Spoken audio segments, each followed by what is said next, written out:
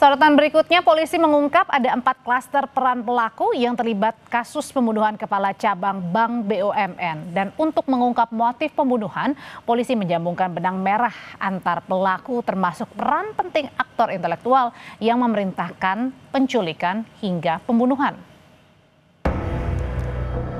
Ada 15 orang yang diamankan. Nah, pada saat waktu ketemu lagi, disitulah bahwa mereka melihat korban ini sudah tidak bernyawa lagi. Memang baru diberitakan untuk membuang jenazah.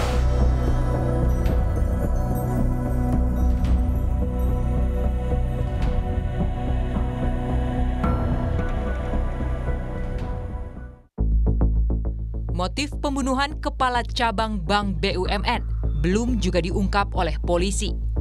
Peristiwa tragis ini bukan sekadar kasus kriminal biasa karena melibatkan banyak pelaku. Setidaknya sejak awal kasus terungkap, polisi sudah menangkap 15 orang. Penyidik kepolisian bilang masih membutuhkan waktu untuk mencari peran masing-masing pelaku untuk mengungkap motif pembunuhan. Ada 15 orang yang diamankan. Nanti kami pastikan perannya masing-masing masih didalami, dipastikan secara pasti ya.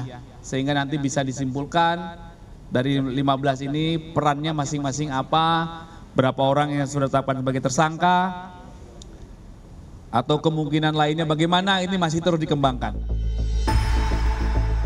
Menurut kuasa hukum dari 4 pelaku yang berperan menculik korban, terdapat pelaku lain yang memiliki peran lainnya.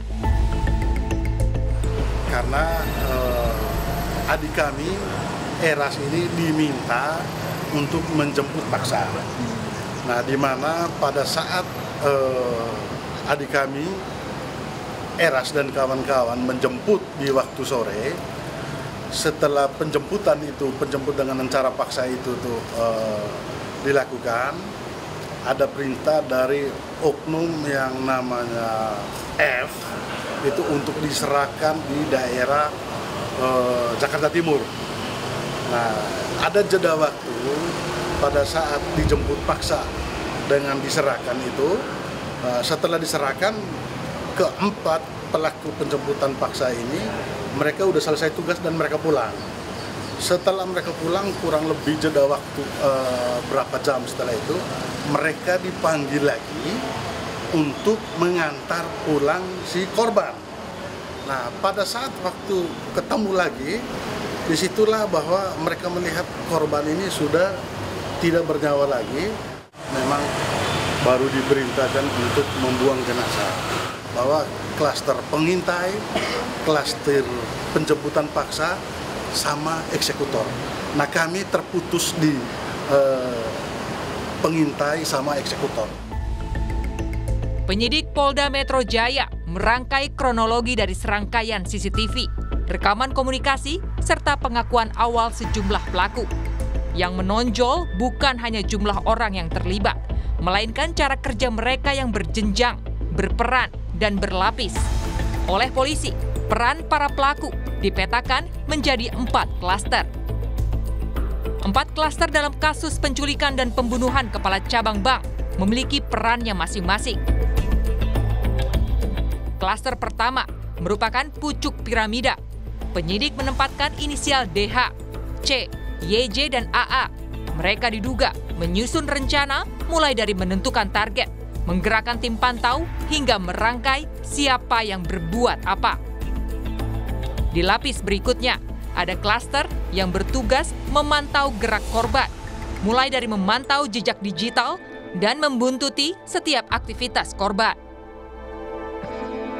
Klaster 3 merupakan pelaksana di lapangan yang bertugas menculik korban dan membuang jenazah korban. Klaster 4, pelaku yang menganiaya hingga menyebabkan kematian. Menurut staf ahli Kapolri, Arianto Sutadi, keempat pelaku yang diminta untuk menculik dan membuang jenazah diduga kuat merupakan pelaku bayaran. Dan antar pelaku di klaster lain tidak saling mengetahui peran masing-masing. Tapi yang jelas ya sekarang ini pelaku semua ini kelihatannya semua pelaku bayaran.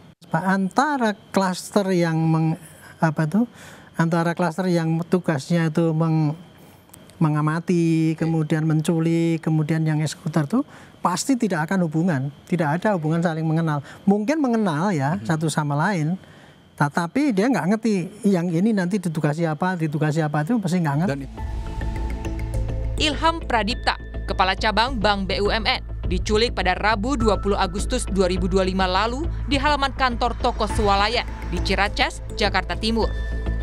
Sehari kemudian, jenazah korban ditemukan di wilayah Kabupaten Bekasi, Jawa Barat dalam kondisi tangan dan kaki terikat serta penuh dengan luka. Hingga kini, motif masih ditelisik. Publik masih menunggu jawaban apakah pembunuhan ini dipicu soal bisnis, dendam, atau jalinan kepentingan lain. Tim Liputan, Kompas TV.